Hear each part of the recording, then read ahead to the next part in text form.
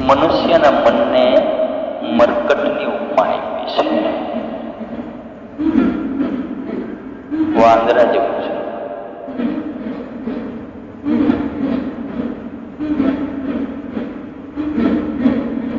માણસનું મન વાંદરા જેવું.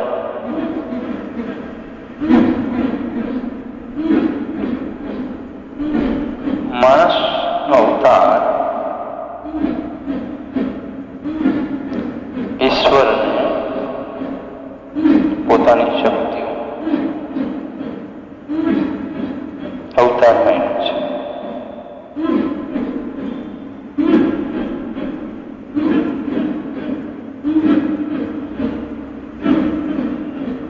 પરંતુ માનવ મૂળભૂત પરમાત્માનો અવતાર છે.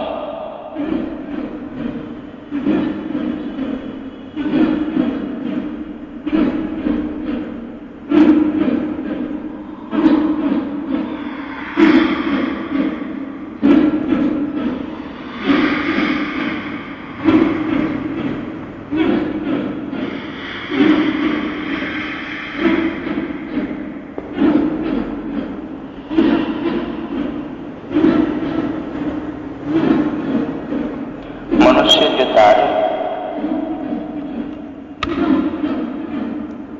તો બધું કરી શકે એમ છે.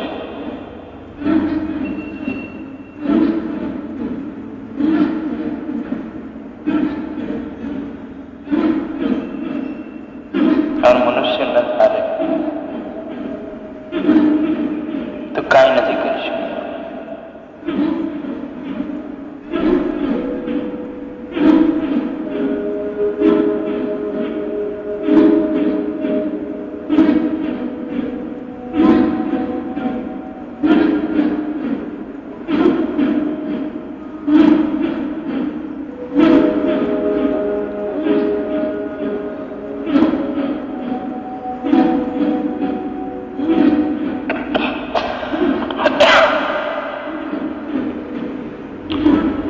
એટલી બધી વિશાળ શક્તિઓનો સમૂહ માનવની પાસે છે.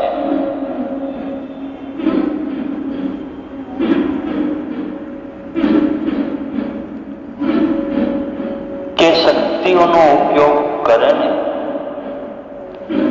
યુગો યુગો સુધી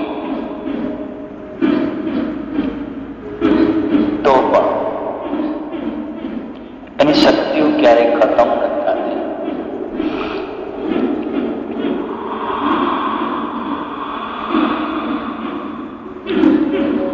પરમાત્માએ ખુલ્લા હાથે પોતાના જાણી આપણને બધી શક્તિઓ આપી છે. પોતાના જાણી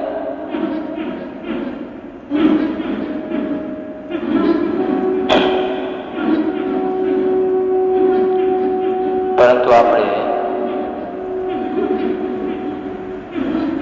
ઈશ્વરને પણ વિચારે પાડી દીધેલા છે. પરમાત્માને પણ આપણે ભૂલી ગયા છે.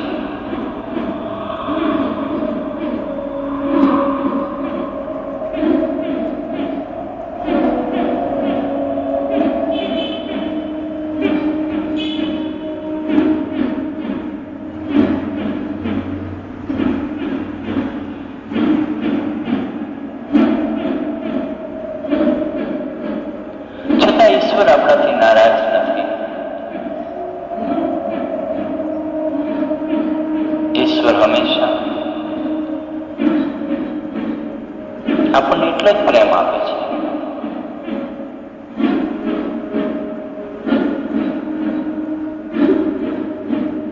જેટલો આપણે એની સાથે હતા ત્યારે આપતા હતા. પરમાત્મા કોઈ સાથે ભેદભાવ નથી રાખતા.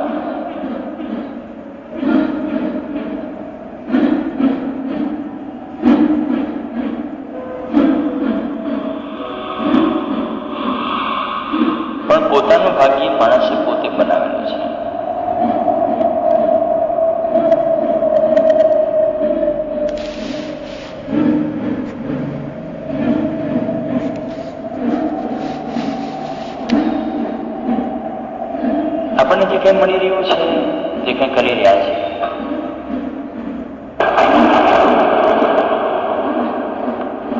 તે ભાગ્યનું પરિણામ છે.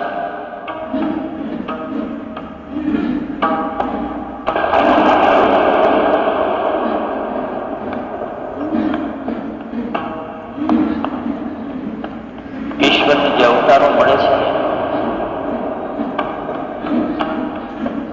એ પણ ઈશ્વરના ખુદના કર્મની હિસાબે અવતાર મળે છે.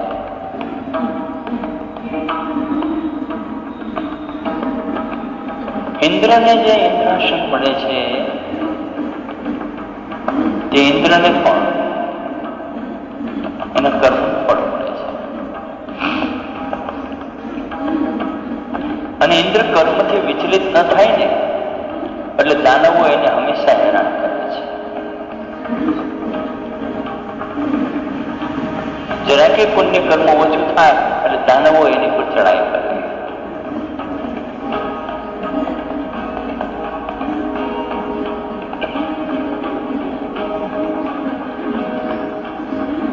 આજે અષ્ટમી છે, લોકોને હવન અષ્ટમી પણ કહે છે.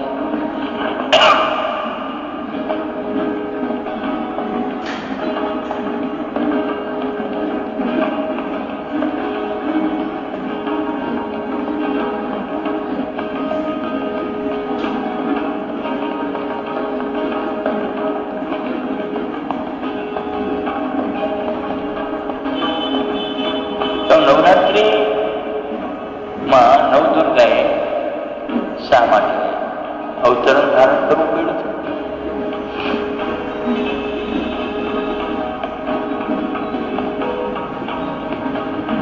ઇન્દ્ર આદિ દેવોની પાછળ પુણ્ય ખતમ થવાના કારણે દાનવોએ ચડાઈ કરી અને સ્વર્ગમાંથી ઇન્દ્રને મારીને હટાવી દીધા. ઇન્દ્ર ભાગે છે, અનેક લોકોમાં શરણું શોધે છે. બ્રહ્મલોકમાં જાય છે. બ્રહ્મલોકમાં સ્પષ્ટ કહી દેવામાં આવ્યું કે કર્મ કરો, અમે તમને સાચવી શકીએ નહીં. સારું કર્મ કરો, જાઓ. ઇન્દ્ર જાય છે. વિષ્ણુ લોકમાં જાય છે. વિષ્ણુ લોકમાં જઈને ભગવાન વિષ્ણુને પોતાની ફરિયાદ કરે છે કે દાનવો અમને મારી હટાવી દીધા છે. વિષ્ણુ કે તમારું કર્મ વધારો. તો દેવતાઓ કહે છે કે અમારે શું કર્મ કરવું કે અમને ખબર પડે કે અમારું પુણ્ય વધે છે કે ઘટે છે.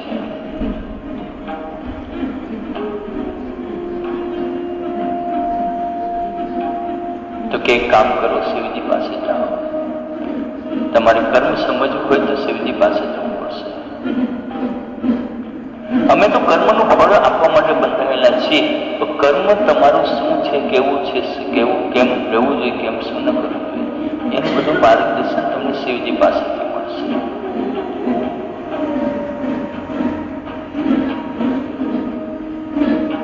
શાસ્ત્રોમાં એનું વર્ણન આવે છે.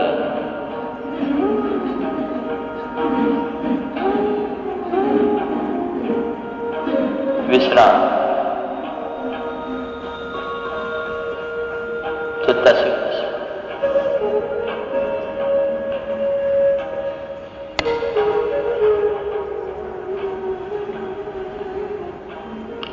શાસ્ત્રોમાં એનું વર્ણન આવે છે.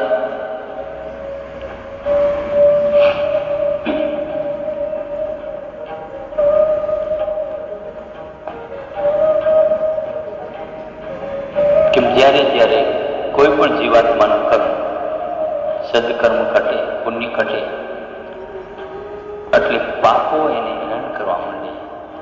અને પાપો છે ને દાનવનું સ્વરૂપ ધારણ કરીને આવે છે. પુણ્ય છે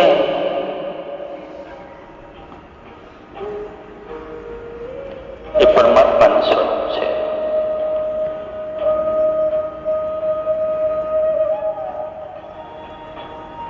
તો દેવતાઓની હાલત જોઈ મહારાજજી આશ્ચર્યચકિત થઈ ગયા કે અરે ઇન્દ્ર, આ તમારી હાલત આવી કેમ છે? તો કે દાનવો અમારી પાછળ પડી ગયા છે. તો દાનવો તમારી પાછળ પડ્યા છે તો તમારું પુણ્ય ક્યાં ગયું? કે અમારું પુણ્ય તો એમનું છે. તો કે દાનવો કેમ તમારી પાછળ પડ્યા છે? પાપ તમારી પાછળ પડી જાય એટલે સમજી લેવાનું પુણ્ય તમારું ખૂટી ગયું છે. દાનવ છે એ પાપ છે.